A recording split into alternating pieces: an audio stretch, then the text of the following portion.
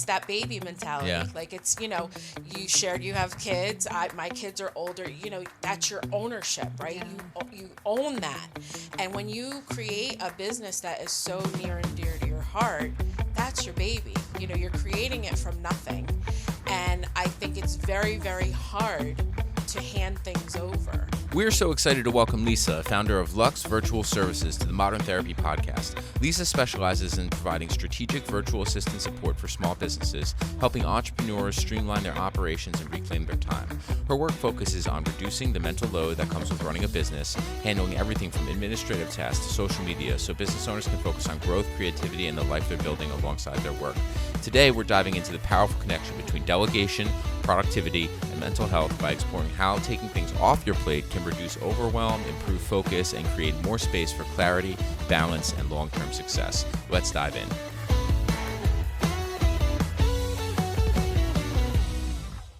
So welcome, Lisa, to the Modern Therapy Podcast. Thanks for coming in today. Thanks for having me. Yeah, so we are going to talk today about, so Lisa, you're a virtual assistant company, and we're going to talk today about delegation, why it's important and how it can improve your life, how it can improve your mental health. So just want to jump in and kind of find out a little bit more about you, what got you into this line of work, and if you could just introduce yourself a little bit.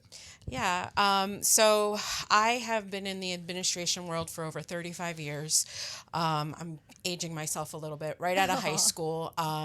When I got into high school, they asked what were your interests, what track, that kind of thing. So I immediately chose the business track.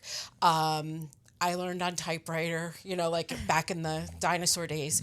But that interested me. And the more that I got into the different classes, it was something that knowing now it was embedded in me. It was in my DNA to do.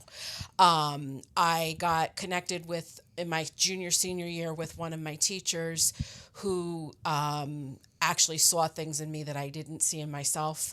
And she pulled things out of me that I still today use, Wow. So fast forward to today, I was a stay-at-home mom. I homeschooled my kids. I have a 26-year-old and a 20-year-old. And last year there were some changes in my life that I realized I had to go back to work. And I've done the 9 to 5, and I've done many different areas of admin, and I really didn't want to go back to work at my age and, to the 9 to 5 kind of thing. So somebody mentioned my administration skills. What if you try to start a business? Oh, I don't know about that, So as I'm thinking this through, the universe kept dropping in my path, virtual assisting, which I had never even heard of till last year. And I investigated, and I'm like, you know what? This is something I think I can do. And here we are today. So I started my business last February. So I'm a little over a year old. I have about 6 clients. And that's where I am. Yeah. Congratulations. Congrats, Thanks. yeah. So here you are with this major life change of realizing, okay, I need to figure something out. And then you start your own business. Yeah. Which I Yeah. feel like Yeah. to most people would be so terrifying. Yeah, it is. It is. I mean, my motto from starting last year till even today is I have to do things scared. Yeah. Because I know what I want and what I don't want. And, so you have to do things scared. And Yeah. now look at you with 6 clients. Yes. It's exciting. That is amazing. Thank you. Wow. So as a business owner, it's funny because you work with business owners, but you're also a business owner. Right. So you can relate to them in a very different way than maybe if they were working with a bigger organization where people don't have that connection. Correct. So yeah. what is that like for you when you're working with other business owners? There has to be those heart-to-heart moments where you're like, I actually get this. Absolutely. I try to present myself when I'm talking about my business and looking for a client in saying, you're not just getting an administrator. I like to think that I come alongside of them. I'm not under them or above them or anything. I come alongside of them like a partner. And my business is not a cookie cutter business because the businesses are not cookie cutter. So it is customizable to the businesses. And I really try to listen and hear what the pain points are and what their needs are and create a system that benefits them, and in understanding that, your business is your baby, and I really try to make them feel and understand, like, I'm going to treat your business like it's my baby too. I may have 6 clients right now, but I treat each one like they're my own client, so. Yeah, entrepreneurship can be a little bit of like the wild, wild west, right? Like Right. there's no exact like playbook, right? It's like you want to Yep. start this thing, you go out, you take a risk, you do it, and you kind of figure it out as you go. Exactly. And when you're in that environment, things can get like chaotic very quickly. So having that support, I think, can bring a lot of clarity. It can relieve a lot of mental health symptoms, like mental health and entrepreneurship. It's important, right? Because you have to be sharp. You have to be on it, on Absolutely. edge. Especially when you're responsible for other people. You have your clients to worry about. For people who don't know what virtual assisting is, can you explain it a little bit? Sure. Yeah. So, it's basically, I do all of administration work remotely. So you're not hiring me on in the office. So there's a financial savings for the owner by hiring me. You're only paying for the hours that I work. You're not paying me for an 8-hour day to work 3 hours out of that day, because there's so much lag time, right? In an office, there may not be work to do. You're dealing with people coming in and out. You're not actually focused on the actual task at hand, right? So, people hire me, like my clients right now I can refer to are, I do a little light social media and scheduling, creating some content. I do some marketing with newsletters. That's like a monthly thing. I also have 2 clients that I strictly only do customer service. So they'll get inquiries. I'll follow up with those inquiries. I will follow up with, do you need to reorder? Do you not? What's your inventory? Like that kind of stuff. All of that busy work. I've been telling everybody lately, because it came to my mind not too long ago, administration is the necessary evil of a business, right? You can't run a business without administration. You have to be able to, and it has to be dialed in, Right. So a lot of times as entrepreneurs or small business owners, those things fall through the cracks. And that's what's keeping them up at night. That's what's keeping them stressed. That's what's keeping their mind loaded down. And all of those, even just in that 3 thing, they cannot then focus on what they do best. So my logo on my card, or my little like tagline, is, do what you do best and delegate the rest.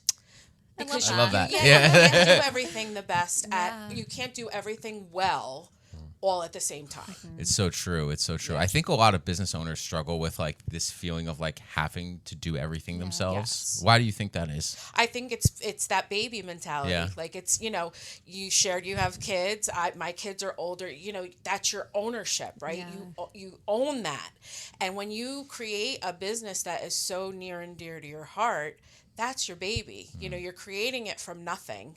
And I think it's very, very hard to hand things over. I've gotten the question, like, do you run the whole thing? Yeah, I run the whole thing right now.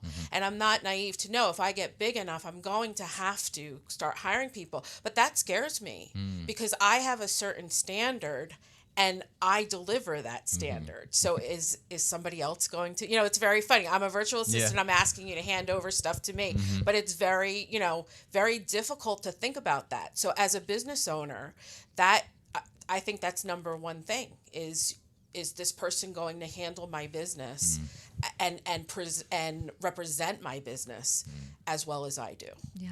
Are you noticing that people are finding you before they're super stressed and they're realizing, okay, maybe I need to put this in place now? Or are you seeing people where they're already at that point where they're like, oh my goodness, I need someone like yesterday? Yeah, I think it's pretty much at that point. Yeah. Yeah, because you really don't seek something out until it becomes a necessity. Yeah. And my very first client, and still my client today, she owns a photography studio in Wall. And the beginning was, of course, a little sticky, trying to get used to what she needed and used to me and how, but quickly I set up systems that we still use today. And she has told me more than one time, that she has felt the relief, and it gives her time to focus on other things, especially to be able to be in the studio without worrying about, oh my gosh, am I getting inquiries in? Am I, like those kind of things. So she really can focus on what she does. Yeah, I want to talk about that a little bit. Like, Yeah. what tends to like come up in an entrepreneur's life where like they're starting to feel the impact of like just like having too much on their plate? Yeah, so it could be anywhere from your inbox management. I mean, I've heard that 1,000 times. Like, oh my gosh, I have 1,000 plus emails and I have no idea, or I can't find this in my email box, or that kind of thing. Same thing with file management, right? If you're just throwing everything into a docs folder, and you're not like organizing them into folder, it could take you half a day to find what you need. We recently we did a rebrand last year, and part of that rebrand was like going through all of our files and everything, and Right. it took, I think the two of us worked on yeah. it, and it took like days to Yeah, organize I think we everything properly. probably put a solid, probably more than that. It was probably a solid 40 hours of actually going through our business's drive. Like Right. there was just because we're like, okay, all we're gonna do is just change the font and the logo on all the documents we have, right? Right. Like that should be easy enough until you realize you have thousands of documents, Yeah. and then as you open it, you're like, wait, is this like the new version or the old version, or what am I using this for? Yeah. So Yeah. I think having someone who is good at that, being able to step in and help with that has to be so valuable to people. And it's so funny because like you're in the middle of that, and it is just chaos. Like it's Yes. like the mental weight of like having this mountain in front of you. It spills over Right. to Right. personal life. And a lot it's of the times. weight of that, but it's also the weight of the end result of why you're doing it, because you have to get there. Yeah. And that in itself also adds another layer of stress or anxiety, in that. So yeah, it definitely does that. And then social media is another one. People don't have time to post and schedule and that sort of thing. So my two clients that I do social media for, again, it's very light social media. I tell them right away, I'm not a graphic artist. I'm not, I am very fluent in Canva, which is my best friend. But I post 3 times a week for them, and I've heard from both of them that it's, a real help to not even have to think about that. They'll sprinkle in their live videos or whatever, their reels or whatever. And I just do like content, so Just to keep it running, right? just to keep it running so that they're constantly being seen. Because that's the thing Yeah. too. If you're not being seen, I mean, you guys know, if you're not being seen, people forget. And I just heard a statistic, like you have to be in front of somebody with your message at least 7 times before they will, before it like clicks, right. so it's important to stay. So it is. Seen. It is a very much a treadmill. Social media. Yes. As soon as you're like, oh, great, I just got all this content done. Before you know it, it's done. And you're like, I need to do more content. I need to do more content. It never doesn't ends. stop. Yeah, we have a social media manager. She's been just an angel to work with because we're like, we will film the content, like that's fine, but having someone who could just help, like, get it posted, get it edited, Absolutely. Logistics. respond to people, do Right. all that, and someone who is skilled at it. I think that's a big part of it too. Is I don't mind editing it, but when she edits a video versus when I edit a video, Right. it looks very different. Right. There's a reason that you go to people who are good at what they do, Exactly. right? Exactly. Could I eventually learn it? I'm sure I could maybe get better at it, right? But if there's someone right in front of me who's really good at it, Yeah. why would I not work with them? Yeah. Yeah. And if it's not a passion to learn it, like at what cost then is it going to be to Right. you? That's the thing. If it's something that's a passion for you and you really passionately want to learn it and take Yeah. that over, that's wonderful. But there are things that I don't do because I'm not passionate about Yeah. it, so Yeah, you're better off taking that energy and that passion and putting it towards something that's going to give you higher leverage. absolutely. I Yes. think the issue of delegation, you see it, of course, with business owners, but you kind of see it with everybody. Like, so many people struggle with delegation just in their day-to-day life. And, as you were kind of saying some of those things, big population that came to my mind is just like new moms. Yeah. You see that all the time where it's like they struggle so much because they're so used to doing things on their own. And you're kind of thrown in this life phase where suddenly you need help.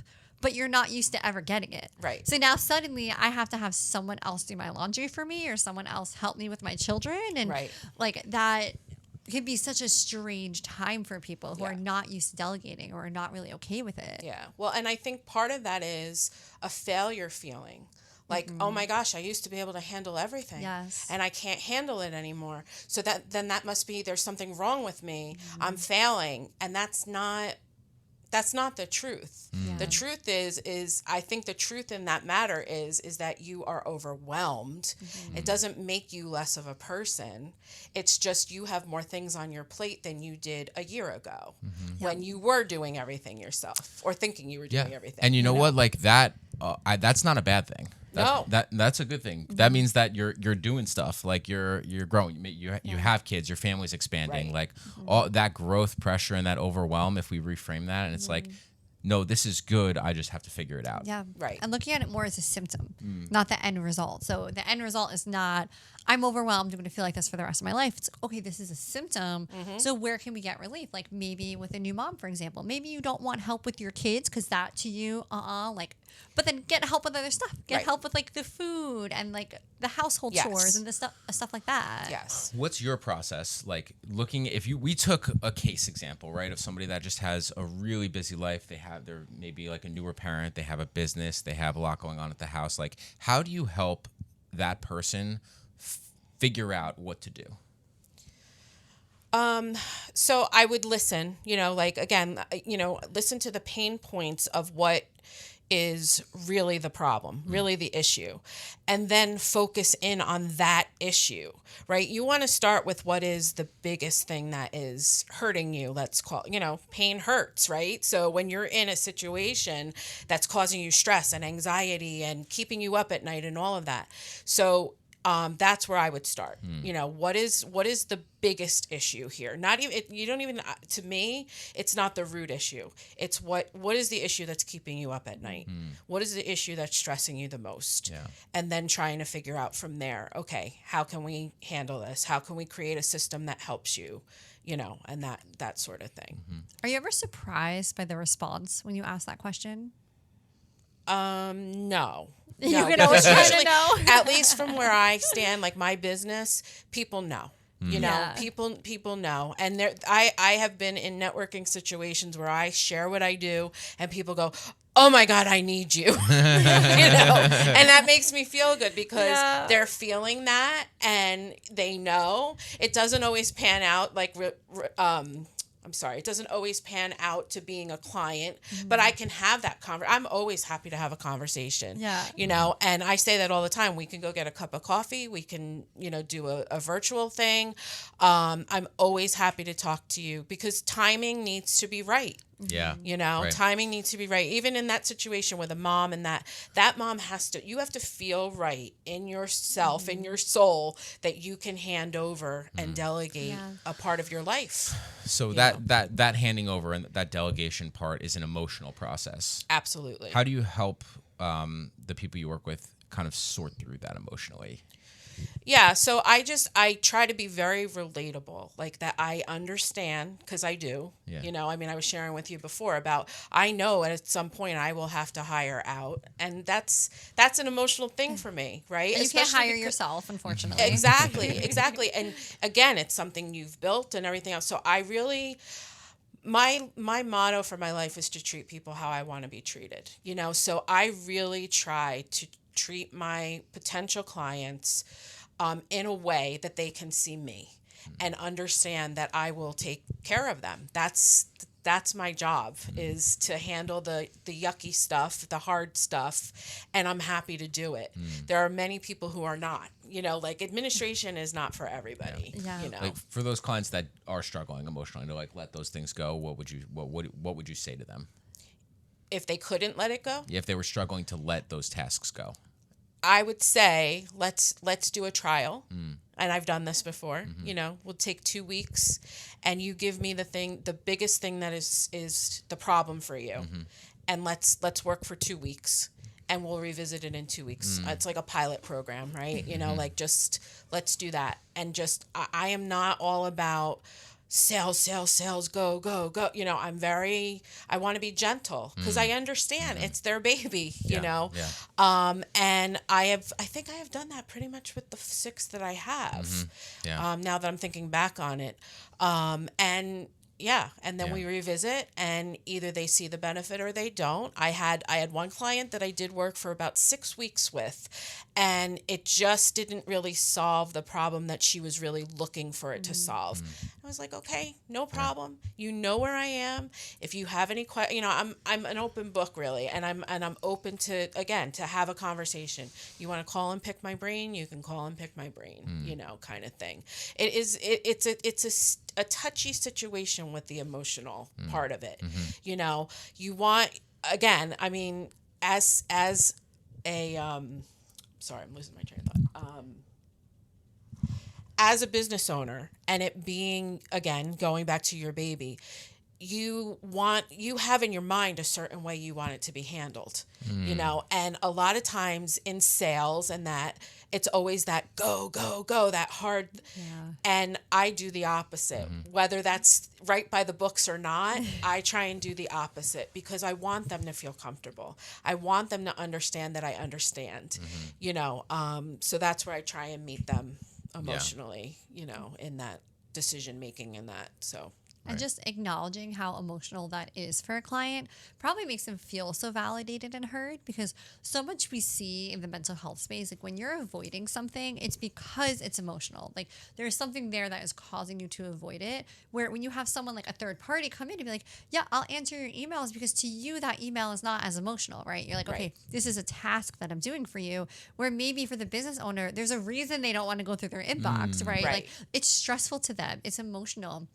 There's emails they don't want to respond to for a reason. And I have one client, I actually barter with her, and she hates emails.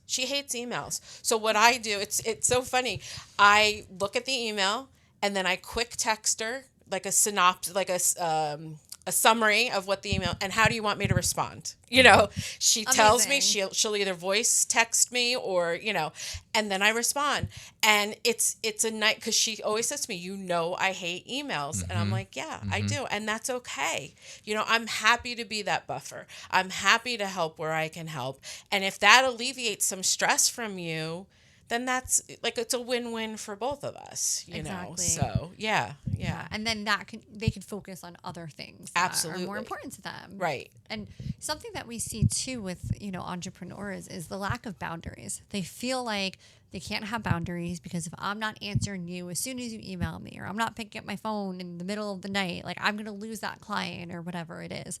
How do you work with clients on having better boundaries so that you can step in and say, I'll answer your emails, but I'm not answering them at 1 o'clock in the morning. We have to have a system in place here. Yeah, definitely. And that needs to be set up right in the beginning, and almost like so that they're not expecting those kind of things, right? So one of the things for myself that's a boundary is when I'm done with work on Fridays, my clients know I unplug, so because everything is virtual, right? I am in front of my phone, I'm in front of my iPad, I'm in front of my computer, like by Friday, I'm tired, and it doesn't take away from the passion. It's just you get tired, right? So I typically take my watch off. I put all of my stuff away from like Friday night till like mid Saturday, sometimes even till Sunday.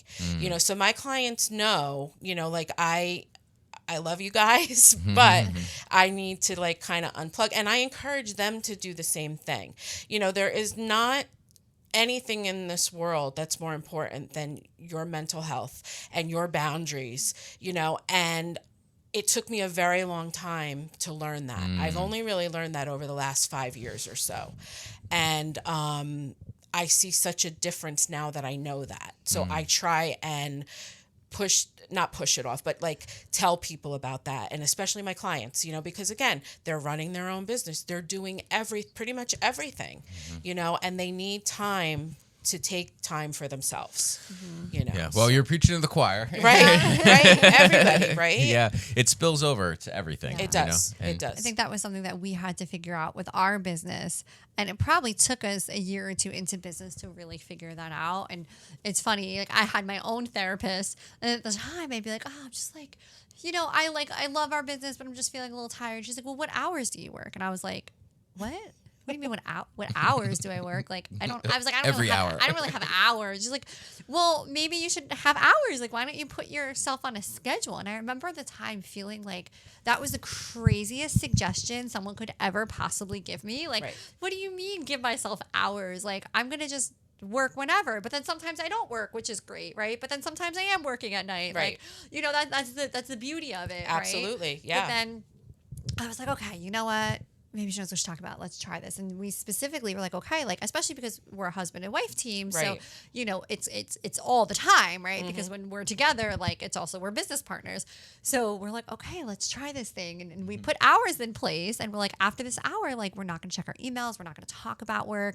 And it was so impactful, the difference that it made. Yeah. And we felt like we were actually being more productive, because I think the original fear is I'm not going to be as productive, and that's not going to be good for my business. But you realize, no, like the time that you are actually focused, you can be way more dialed in. Absolutely. And your mental health is definitely going to improve because of that. Yes. And then when you have those 100%. hours, it gives yourself permission to just kind of like rest, Right. Which is so important. Right. I was watching a thing.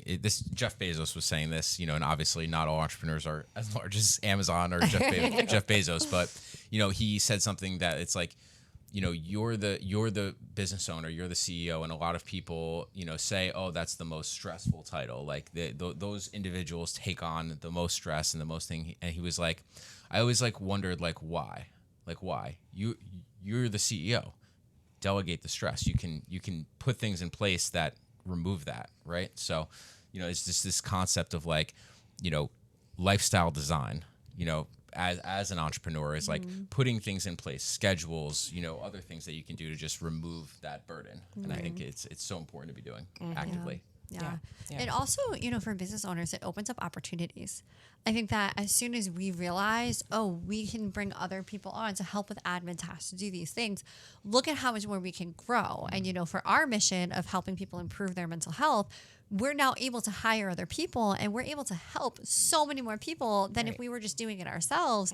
But getting to that point of realizing, okay, maybe now's the time to bring someone on to help out, that it's a really hard transition to get from A to B. And I'm sure that's very relatable for a lot of entrepreneurs. Yes, for sure. For sure. And I hate to sound like a broken record, but it goes right back to that baby thing, right? Yeah. It's something you grew from, something in your mind, your heart, to something that's tangible, and trying to give, pieces away, even though you can see you need to have people to help you, and that it's a tug of war type of situation. Yeah. It's funny because, Modern Therapy was our first baby, but when I got pregnant with our first human baby, that was when we realized, oh no, we need to bring people in to help us, because I'm going to take a maternity leave. He's going to take a paternity leave. Like, we're not going to be here for a little bit of time. And how in the world is the business going to run without us?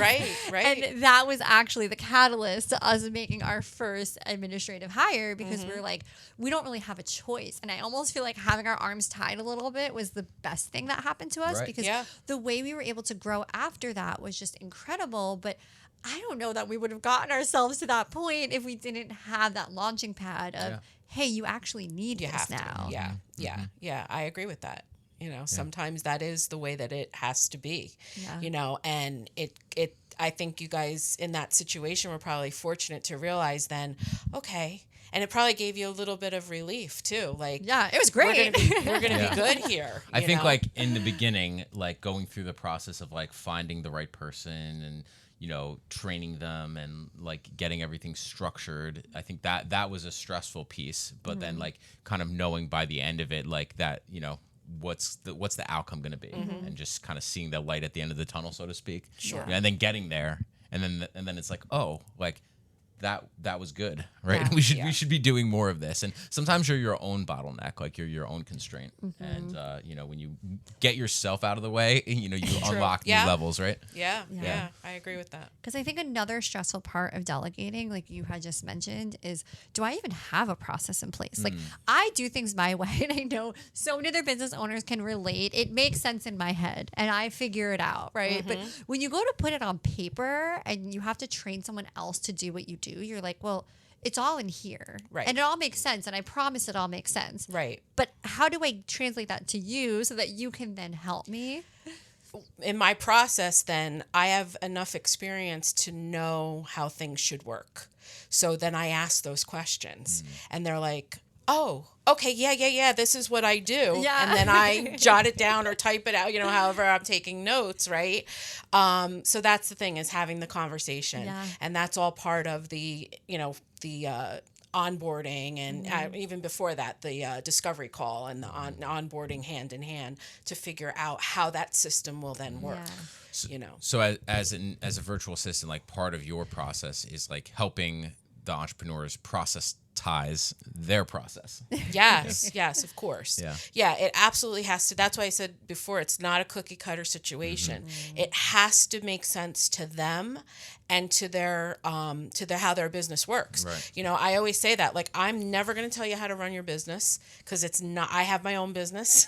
I don't need to run yours. If I don't agree with something, or I know something might work better, that's the way I'll present it, is just say, listen, here's my 2 cents, but I will always do and respect what you want, So, and that's the other thing of them having like a partner in me, is I've had a couple of my clients come to me like, what do you think? I'm thinking about changing rates, or I'm thinking about this. And I just, again, here's my 2 cents. Never going to tell you. These are my thoughts between my experience and then what I feel is right, So hiring me as a virtual assistant, they get that partnership and they get that sounding board as well. It can be lonely, kind of, doing entrepreneurship. I mean, not here, because Right. We have partners. But it's so funny. We always say, people doing it by themselves, it does have to be a lot more challenging, because we kind of delegate to each other. Like we have a system in place where like we know when the other person is getting very overwhelmed by something, whether it's like something they have to handle with like an employee, or like just like emails or whatever it is. Like we know, okay, like, I know Brandon's at his limit with this, so now I'm going to step in and do it, or vice versa. And like we both kind of have the same role where we're able to do that. But sometimes we're like, people who don't have that has to be so challenging, because you can't just step back and be like, I'm throwing my hands up. I don't have the capacity for this right now. Right. But that's where having someone like you comes in, where they can say, listen, I'm completely at my capacity. Can you please handle this for me? Because absolutely. I can't do this anymore. Yep. And it makes it's a world of a difference to people. Yeah. Absolutely. So, in some of the clients that you've worked with so far, like, how do you see their lives changing once virtual assistant services are fully integrated? Yeah, I think it relieves that stress. They can breathe better. They can focus on other things that they've wanted to focus on. I have one client, the photographer, for instance, in the very beginning, she said, oh my gosh, I didn't realize, like, I've wanted to do this, but I just didn't have time to do this, and her hiring me gave her the time, again, to focus on what she does best, right? So it is a relief of the pressure. It's a gain back of time. Which then also clears that mental space. We hold so much in our brain of things we have to do, things we should do, and when you can delegate a little piece of that, it opens up that space. So you either fill it with something that you really are good at, or leave it open a little bit and just breathe. I try and do that, like, every once in a while on a Friday or whatever, send out a message to my client or whatever, like, have a good weekend and do something for yourself. Try and do so, even if it's for an hour. I try and practice what I preach, because I do try to do that for myself. Like I said, I get to Friday and I'm like, oh my gosh, I need some downtime, because it is important. And like I said, it's only the last 5 years that I've learned all of that, and I see such a difference in myself with grasping that and understanding that and living that, Yeah. you know, so. Yeah, you're really acting as a part mentor as well, because you do have all of this business experience. Yes. You have all of these system experience, and someone who's a new entrepreneur, that's like, you're someone they can lean on to be like, hey, what do you think about this? Or how could I do this better? And it's interesting because so many people go into business because they have something they're passionate about, like photography or whatever it is, Right. but they don't always have the business experience, right? So they're just like, okay, I'll do this because I love photography. But then you quickly realize, oh, wait, I have to actually run a business too. Right. And that is really intimidating to people who don't have that experience. Exactly. And that can lead to that, like you were saying, that bottleneck or that overwhelm. Yeah, absolutely. Absolutely. Great. So, do you want to? Yeah, so we love to do a little series at the end of each podcast called Am I the Problem? And so we read, this is from Reddit, so people go in, and, you know, they give their scenarios, and Right. then the internet can tell them if they're the problem or not. So we thought this one would be appropriate for you to weigh in on. Okay. Okay. Am I the problem for not wanting to help my sister's small business anymore? I'm a 25-year-old female and the middle sister. My older sister is 33. She has a small clothing business and now does markets every weekend. At first, I would help my sister with her social media accounts and in-person markets, loading, offloading car, making sales in person, etc. At the start of her business, I didn't mind. I wanted my sister to get big and have her own successful business. You always want to see your siblings succeed. She would have a market maybe once a month, and her social media, I'd post maybe once or twice a week. Mind you, all this I've been doing for free. Now that my sister's business is getting bigger, she has a market every weekend and now has included my 21-year-old younger sister to help her in-person markets. I'm starting to get exhausting spending every Saturday, usually from 9 to 5, being at the markets. I talked to my younger sister and she agrees that it's starting to feel like she's taking advantage of us because she does not pay us. My older sister will make us a shirt for free every market we help her at, but it's not enough to waste my whole Saturday on. I mentioned to her starting to pay us, and she started calling me selfish and said as a sister we should help her. We ended up getting in an altercation because I told her if anything, her bare minimum boyfriend should help her, and she said I was crossing the line. My mom and dad got involved and agree with my older sister that we should help her because we are blood. Am I the problem for being tired of helping? Mom and dad agree that they should be helping? Yeah.